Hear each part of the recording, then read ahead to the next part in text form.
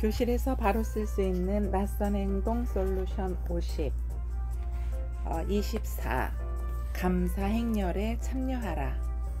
안녕하세요, 이선입니다. 오늘이 2021년 9월 2일입니다.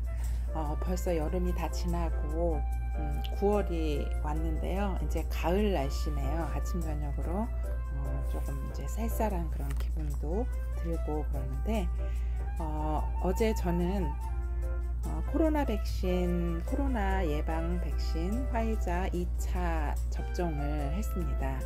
그래서 오늘 이틀째인데 다행스럽게도 크게 이상 반응 없이 잘 지내고 있습니다.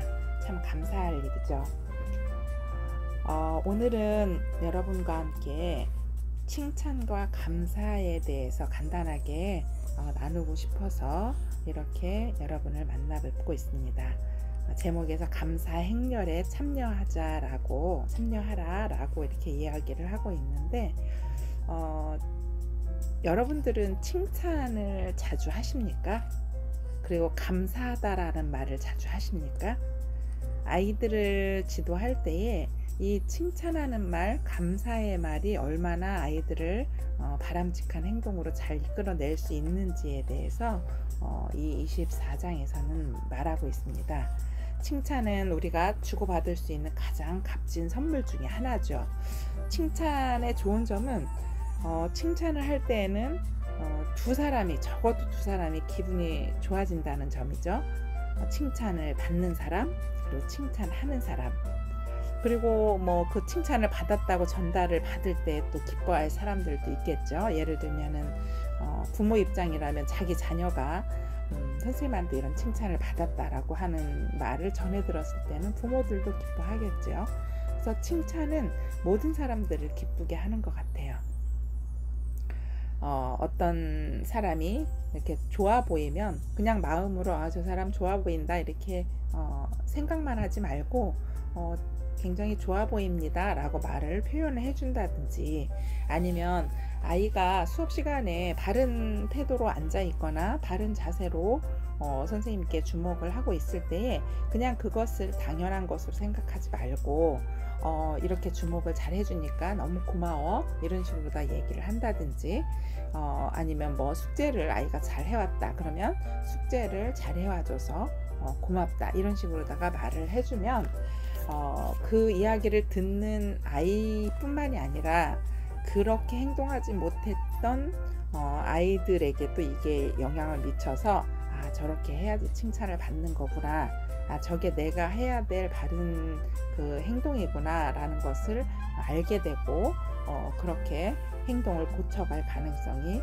많다라고 합니다.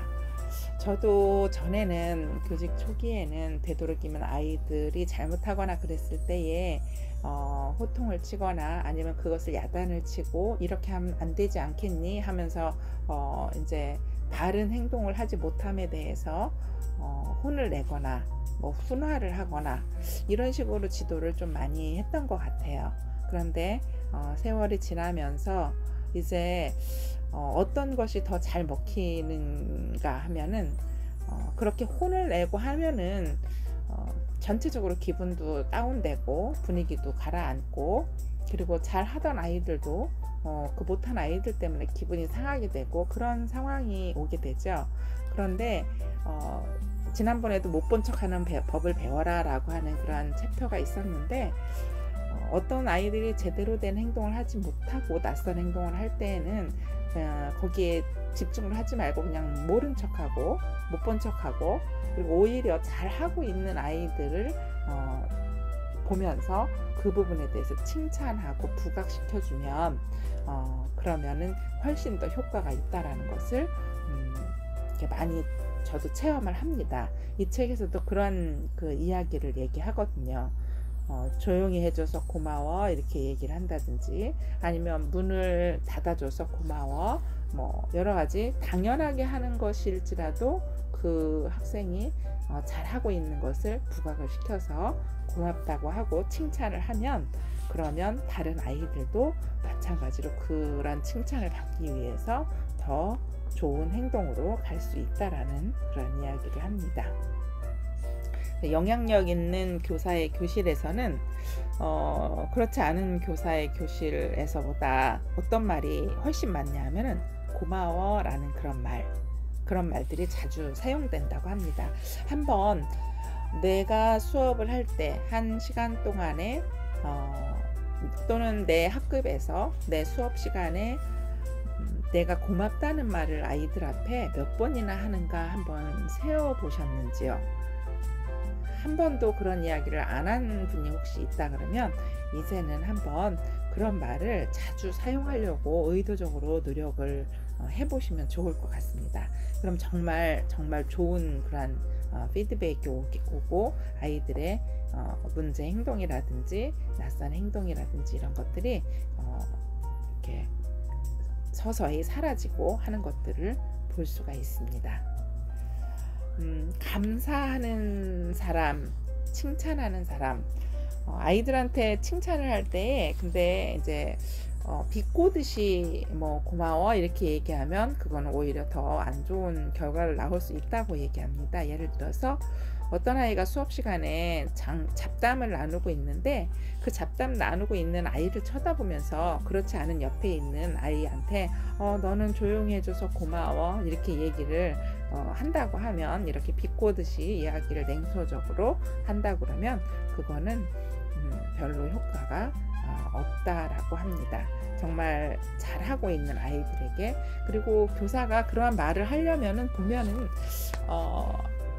교사 자체가 그거에 대해서 고마운 마음을 좀 가지고 있어야 그게 잘 나오는 것 같아요.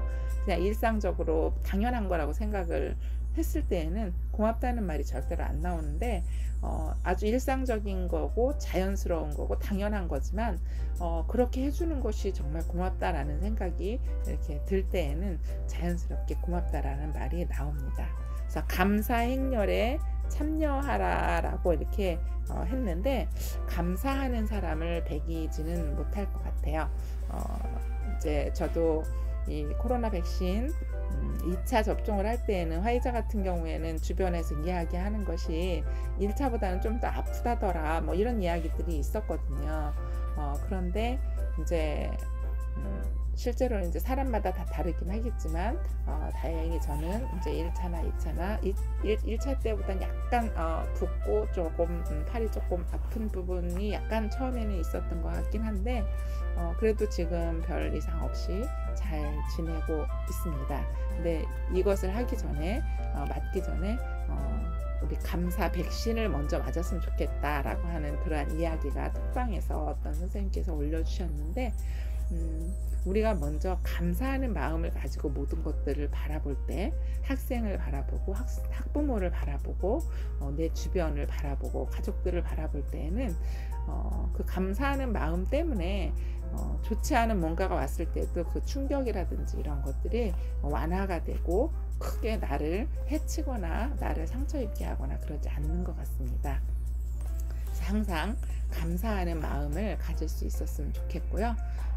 저도 이러한 감사하는 습관을 기르게 하고 싶어서 아이들에게 요즘에 올해 2021년에 들어서 제가 새롭게 시작한 것은 줌 수업을 할 때에 아이들에게 줌 수업에 출석 댓글을 달 때 그냥 뭐 안녕하세요 이런 식으로 다만 짧게 하는 그런 교과목들도 있고 그런데 저는 안녕하세요 라고 하는 말을 쓰면서 자기 기분 지수 1에서 10까지 어느 지점에 있는지 한번 써보라 하고 왜 나는 그런 기분이 든 걸까 라고 한번 분석을 해봐서 나름대로의 이유를 한번 적어보라 하고, 그리고 세 번째로는 지금 이 순간에 감사할 일이 뭐가 있는지 작은 것이라도 감사하는 한번 제목을 적어보자.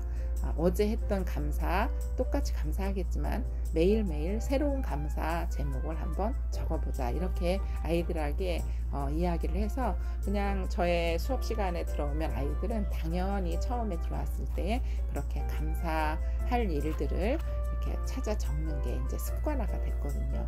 아이들의 감사 제목을 보면 정말 제목들이 다양하더라고요. 전에는 그런 것에 대해서 감사한 일 생각하지 않았지만 뭐 엄마가 아침에 깨워주셔서 감사하다, 밥을 차려주셔서 감사하다, 뭐 날씨가 좋아서 감사하다, 수업을 들을 수 있음에 감사하다, 뭐 여러 가지 감사 제목들이 올라오는데 이러한 감사 분위기로 수업을 시작을 하고, 그리고 자기 기분을 좀 살피고 이렇게 수업을 시작할 때에 훨씬 더 안정적으로 수업에 임할 수 있을 것 같고 효과도 더 좋을 것이라고 생각을 합니다. 저도 점점 더 많은 칭찬을 하려고 노력을 하고 있는데, 이 영상을 시청하고 계시는 여러분들도 내가 감사하는 마음, 말, 칭찬하는 말, 이런 것들을 자주 하고 있는지, 아니면 나는 너무 그런 것에 인색한지 한번 돌아보시고 점점 많은 감사와 칭찬을 할 수 있는, 그래서 나도 기분이 좋고 상대방도 기분이 좋은 그러한 시간들이 될 수 있도록 했으면 좋겠습니다. 네, 여러분들 모두 사랑합니다. 감사합니다. 다음에 또 만나요. 내용이 도움이 되셨거나 좋다고 생각이 되시면 좋아요, 구독 부탁드립니다.